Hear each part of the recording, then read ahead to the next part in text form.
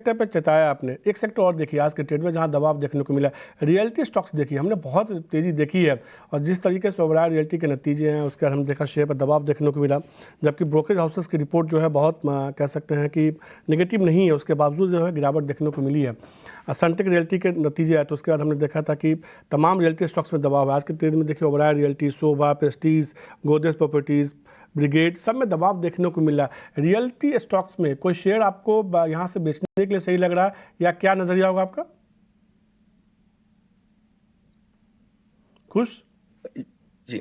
सो देखिए यहाँ पे मुझे लग रहा है कि जो हम एक्शन देख रहे हैं ओबेरॉय रियल्टी के नतीजों के चलते वो स्टॉक स्पेसिफिक है। थोड़ी सी प्रॉफिट बुकिंग यहाँ पे भी बिल्कुल लाजमी थी बिकॉज अच्छा रन अप आया था। बट यहाँ पे आपको वो यूफोरिया नहीं देखने मिला है जो हमने रेलवे स्टॉक्स में देखा है फॉर एग्जाम्पल, या पीएसयू पैक में देखा है फॉर एग्जाम्पल। सो मुझे लग रहा है यहाँ पे थोड़ा कंसोलिडेशन फेज चलेगा क्योंकि एक अच्छा खासा रन अप था। अगर मैं डीएलएफ की बात करूँ या गोदरेज प्रॉपर्टीज की बात करूं, सो फिलहाल दे आर ऑन क्यू, बिल्कुल एक टेक्स्ट बुक पैटर्न फॉलो कर रहे हैं, जहाँ पे एक अच्छे ब्रेकआउट के बाद कंसोलिडेट करते हैं, फिर एक ब्रेकआउट आता है, फिर कंसोलिडेट कर रहे हैं। सो आई थिंक अभी हम उस फेज में हैं जहाँ पे कुछ जो ये चुनिंदा स्टॉक्स हैं नतीजों के चलते या स्पेसिफिक उनका जो न्यूज फ्लो है उसके चलते आप प्रेशर देखेंगे। बट रियलिटी स्टॉक्स में अभी भी मुझे लग रहा है बहुत तेजी है। और मैं एक और पॉइंट रिएटरेट करूंगा कि not just realty stocks, the realty universe is going to do very well going forward. तो यहाँ पे मेरा बायस जो है ये पॉजिटिव रहेगा।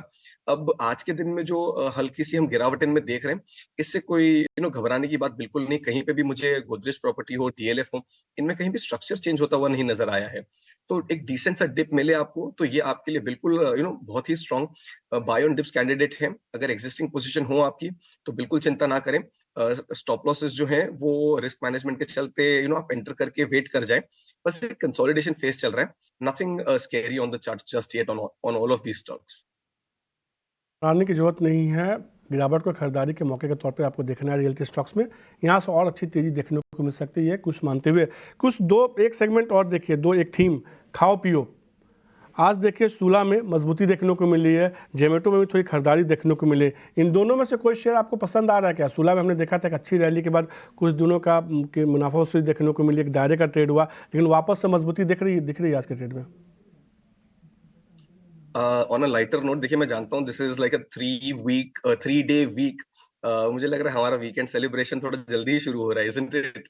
नहीं देखिए, जहां तक सुला विनयार्ड्स की बात है, यहाँ पे कंसोलिडेशन का मोड है विद अ पॉजिटिव बायस। मुझे लग रहा है स्टॉक यहाँ पे एक अच्छा मोमेंटम फिर से पकड़ सकता है। ये जो डिप आया है ये एक एंट्री अपॉर्चुनिटी होगी। तो सुला विनयार्ड्स में 615 के जो रिसेंट लोस बने थे उसी लेवल के आसपास का उसको स्टॉप लॉस बनाए और इसमें लॉन्ग पोजीशन क्रिएट कर सकते हैं। 660 ये मेरा पहला टारगेट रहेगा। एंड देन जो रिसेंट हाई बना था करीब 700 का, ये मेरा सेकंड टारगेट रहेगा। हो सकता है थोड़ा सा वेट करना पड़े, पोजिशनल बाय हो सकता है 2 से 3 हफ्तों का। बट ओवरऑल अगर मैं देखूं तो मुझे 16 विनयार्ड यहाँ पे अच्छा लग रहा है on the charts on this rebound. शायद हम आज फर्स्ट थे, कुछ भी होंगे कुछ। मैं रिवर्स में मैं बधाई देना चाहता हूँ रेलवे स्टॉक्स पे जो आपने आज को आपने हमको गाइड किया। एक एक करके जरा दिखाना रेलवे स्टॉक्स को आज। इरकॉन 13% नीचे, इरकॉन 13% नीचे, आरवीएनएल 8% नीचे, रिट्स 5% नीचे। तो खुलने के बाद स्पीड से शेयर नीचे आए, टिपिकली प्रॉफिट बुकिंग हुई है।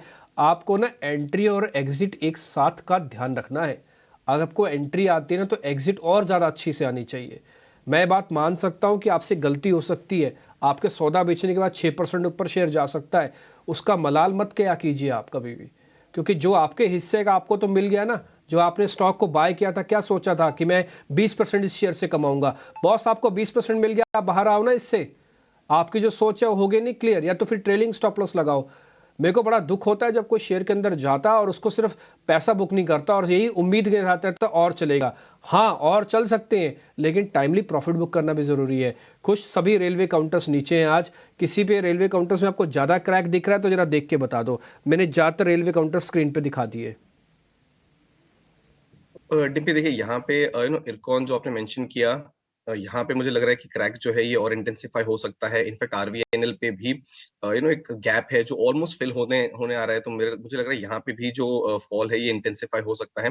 But I think that's the view जो सुबह हमने शुरू होते ही डिस्कस किया था कि अब इनमें फ्रेश एंट्री ना करें, एग्जिट कर जाएं और जो ये डिप है इसका वेट करें।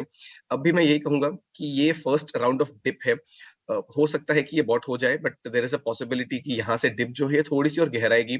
Again this is not to say कि यहाँ पे जो रैली है ये खत्म हो चुकी है, बट जो ये सारे over heated over enthusiastic zone में चले गए थे, वहां से ये कूल ऑफ होना जरूरी था और हम वही होते हुए देख रहे हैं। तो थोड़ा सा और वेट करें।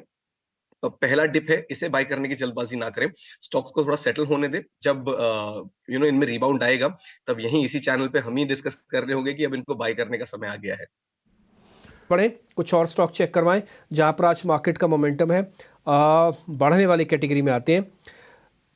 एक और शेयर है मेरे लिस्ट में जो अच्छा चल रहा है, वो है मैक्स हेल्थ केयर। 5% ऊपर है। एक बार कुछ आप चेक करेंगे मैक्स हेल्थ केयर को। देखिए, बहुत ही प्यारा सेटअप है इसका। स्टॉक ने एक अच्छा खासा अप ट्रेंड दिखाया है। रिसेंटली कुछ 1-2 इंस्टेंस ही हुए हैं जहां पे स्टॉक ने 20 डे मूविंग एवरेज को भी टच किया है। बट उसके अलावा अगर आप देखें तो एक अच्छे खासे अप ट्रेंड में ही स्टॉक रहा है। आज एक ब्रेकआउट है। अब ये जो एक साइकोलॉजिकल लेवल होता है, राउंड फिगर 800 उसके करीब जा रहा है, तो मुझे लग रहा है वहां पे थोड़ी सी मुनाफा वसूली हो सकती है कि आपको देखने मिले। तो सलाह रहेगी कि जिनकी एग्जिस्टिंग पोजीशन हो, वो यहाँ पे 785 के ट्रेलिंग स्टॉप लॉस के साथ बने रहे। फ्रेश एंट्री में कहूंगा थोड़ा वेट करें। 800 के पास जाके स्टॉक कैसा बिहेव करता है, उस पर डिपेंड करेगा कि कोई फ्रेश पोजीशन लेनी चाहिए या नहीं। बट एग्जिस्टिंग पोजीशन बिल्कुल मेंटेन कर सकते हैं। 785 का आप जो लेवल है उसको ट्रेलिंग स्टॉप लॉस बना के चलें। 800 क्रॉस होते ही मुझे लग रहा है यहाँ पे 835 तक के मूव्स आपको बहुत जल्द देखने मिलेंगे। But still we won't preempt that. हम वेट करेंगे कि 800 के पास आके स्टॉक कैसा बिहेव करता है। एक और शेयर है मेरी लिस्ट में, वो है असाही इंडिया ग्लास। ग्लास की कंपनी बोरोनिर्मल ऑलरेडी मैं आपको क्लियर करा चुका हूँ। एक असाही इंडिया को लेके आइए, 14% का जंप आया Asahi India, yes this one. और वॉल्यूम भी ठीक है, 1 लाख 1.25 लाख शेयरों का है। सर्किट लगा देगा क्या आज 10% का? कपिल एक बार जरा चेक करना। सर्किट है 20% का, इसका 14% तो हो ही गया बोलते बोलते। ऐसे जो स्टॉक्स होते हैं जहां पे यानी 10-15% का ऑलरेडी मूव आ जाता है, तो वहां पे लाइकली चांसेस काफी अच्छे बन जाते हैं कि वो अपने अपर सर्किट को टेस्ट कर ले। और चार्ट का फॉर्मेशन भी ओवरऑल हम देखते हैं तो काफी अच्छा ही रहा हुआ है। और 656 के ऊपर ये जब स्टॉक सस्टेन करने लगता है, तब तो वहां पे एक फ्रेश ब्रेकआउट भी हम कंसिडर कर सकते हैं। तो इसलिए मोमेंटम जो 14% अपसाइड मोमेंटम आई हुई है वो बरकरार रहेगी। और इमीडिएट साइड अगर कुछ नीचे में रिएक्शन भी आता है, तो 590 के जो लेवल है वो काफी स्ट्रॉन्ग इसके सपोर्ट लेवल है। वहां पे फ्रेश बाय अपॉर्चुनिटी इनिशिएट की जा सकती है। तो सीधे तौर पे ये राय आते हुए आप कुछ स्टॉक्स देखिए, कुछ एक शेयर देखिए जिसमें कहीं ना कहीं तेजी की घंटी बज रही है।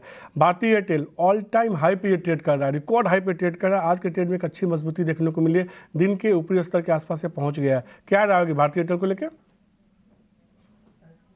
अब देखिए, मूव तो बहुत ही शानदार रहा है इसमें। नॉट नाउ, इनफैक्ट पिछले कुछ महीनों से अगर हम देखें तो इन्हें एक अच्छे खासे अप ट्रेंड में चलता आया है।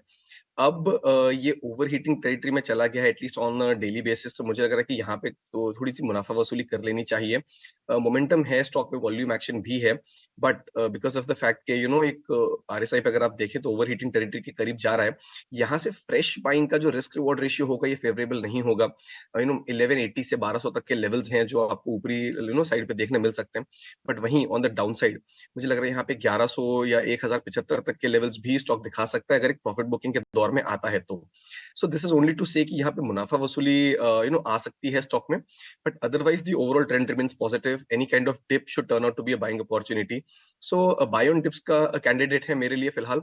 तो 1100 के आसपास अगर मिले तो बाय करके चले। यहाँ पे फिर से यही 1150 और 1200 तक के जो लेवल्स हैं ये एज अ टारगेट एक्ट करेंगे। सो अच्छा मूव है, buy on dips. That is the approach that I will have on Bharti Airtel now. करने की सलाह, अभी खरीदारी नहीं करने की सलाह। अभी एक सेक्टर देखिए कुछ जिसमें एक अच्छी तेजी देखने को मिली। थोड़ी देर पहले डिम्पी ने असाही इंडिया ग्लास की बात की। ऑटो इंडस्ट्री स्टॉक्स देखिए आज के ट्रेड में एक अच्छी मजबूती दिखा रहे हैं। Jay Bharat Maruti, Omax auto, Munjal auto, Wheels India, Munjal Showa, Subros, ये तमाम ऐसे स्टॉक्स हैं जिसमें तेजी देखने को मिल रही है। और हमने देखा है कि जब ऑटो इंडस्ट्री स्टॉक्स में तेजी आती है तो एक साथ कई स्टॉक्स चलते हैं। इसमें से कोई शेयर आपको पसंद आ रहा हो जिसमें मैंने कई सारे शेयरों पर राय दी आपको? आपने जो नाम लिए उनका मैं एक क्विक चेक कर रहा था। अब मुझे लग रहा है कि यहाँ पे एक ये जो बाउंस हम देख रहे हैं, ये मोर ऑफ अ रिबाउंड है from the selling that we have seen over the last couple of weeks, अगर मैं कहूँ तो। तो मुझे लग रहा है यहाँ थोड़ा इन पे वेट एंड वॉच करना चाहिए। अब जैसे सुब्रोस हो गए, मुंजल ऑटो हो गए, ये स्टॉक्स अगर आप पिछले हफ्ते 10 दिन का चार्ट निकालेंगे तो एक अच्छे सेलिंग प्रेशर के बाद एक रिबाउंड अटेम्प्ट कर रहे हैं। So we should not be the first ones to buy into the rebound. थोड़ा-सा वेट एंड वॉच करें। आज के दिन में तेज़ी बिल्कुल है, बट ओवरऑल सेटअप अगर आप देखें तो थोड़े-से प्रेशर का है। सो यहाँ पे मैं कहूँगा थोड़ा-सा वेट एंड वॉच की रणनीति जो है इसे अपनाएँ। ऑटो स्टॉक्स में भी बहुत सिलेक्टिवली अब स्टॉक्स चल रहे हैं, तो हो सकता है कि एंसिलरीज़ में भी आपको वही सिलेक्टिव अप्रोच लेके चलना पड़े। सो थोड़ा-सा वेट एंड वॉच का अप्रोच लेके चलें यहाँ पे, that will be a good strategy. आपको ध्यान होगा तो आज हमने सुबह आपके सामने बात क्लियर की थी कि ऑटोज़ के अंदर, खासकर ऑटो एंसिलरीज के अंदर, सीमेंट के अंदर और दूसरा एनर्जी के अंदर पोजीशनिंग काफ़ी स्ट्रॉन्ग है। आज एनर्जी के आप शेयर्स उठा के देखिए, आपको ज़्यादातर ठीक दिखेगा। बाकायदा खुद किरण ने आज HEG ग्रेफाइट दिया, कोल इंडिया मिला, NLC इंडिया खुश ने भी दिया, विशाली ने भी दिया। ठीक है, आप दूसरा हमने आपको सीमेंट कंपनीज़ के बारे में बताया तो कुछ ने आपको ACC के बारे में जिक्र किया। अभी काफ़ी स्टॉक्स ऐसे सीमेंट के डिस्कस हुए। फिर हमने ऑटो एंसिलरीज़ के बारे में कहा, अभी आपने एक झड़ी लगा दी ऑटो एंसिलरीज़ की कि ये सब के सब चल रहे हैं। हमने खुद एक डेरिवेटिव का ट्रेड निकाला था बालकृष्ण इंडस्ट्रीज़, हालांकि वो स्पीड उसने नहीं पकड़ी क्योंकि थोड़ा चढ़ा हुआ शेयर है और वो पोजीशनल शेयर है, आपको एक्सपायरी और एक्सपायरी के बियॉन्ड का शेयर है, बट ये शेयर भी ऑटो एंसिलरी और ऑटोज़ का ही पार्ट है। आप इस पे भी ध्यान रखिएगा, अभी नहीं तो कभी ये ज़रूर आपको एक अच्छा मुनाफा मैं देखने कहना जाएगा। चाहता हूँ अभी तक का ट्रैक रिकॉर्ड हमारा काफ़ी एक बेहतर बार रहा है। डिम्पी को सामने फ्रेम पे लाइए। ये बहुत कम ऐसा देखने को मिलता है कि डिम्पी को फ्रेम पे लाइए। सबसे बड़ी बात, क्योंकि डिम्पी ने बालकृष्ण इंडस्ट्रीज़ की बात की है तो मैं ये बात जरूर कहना चाहूँगा, ऐसा बहुत कम होता है। कोई एंकर अगर शेयर रिकमेंड करता है तो वो बताता है वापस से नहीं है, अगर वो नीचे आता है तो चुप हो जाते हैं वो। लेकिन डिम्पी की सबसे बड़ी खासियत है कि वो अपना रिपोर्ट कार्ड खुद खड़ा होकर स्वदेश के मंच पे बताते हैं कि मैंने बालकृष्ण इंडस्ट्रीज़ की बात की है, अभी वो नीचे है, पोजिशनल कॉल है। वरना होता क्या है डिम्पी, ये देखने को होता है कि खरीदना है खरीद लो, बेचना है बेच दो, जो सही होगा उसके हिसाब से प्रोमो बना दो। आप कंटिन्यू कीजिए डिम्पी।